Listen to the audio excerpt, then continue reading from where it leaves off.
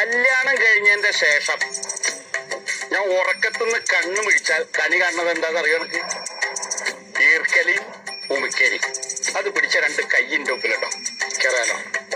അതില്ലെങ്കിൽ അവള് വിവരം അറിയും. രാവിലെ പല്ലേപ്പൊക്കെ കഴിഞ്ഞിങ്ങനെ വന്നിരുന്നിട്ട് ഈ പത്രം എടുത്തിട്ട് ഇങ്ങനെ ഇങ്ങോട്ട് നിവർത്തുമ്പോഴേക്കും ഒരു കൈ ഇങ്ങനെ വരും. ചാവി പറക്കണ ഒരു ചായ കേറാലോ. അതില്ലെങ്കിലോ അവള് വിവരം അറിയും.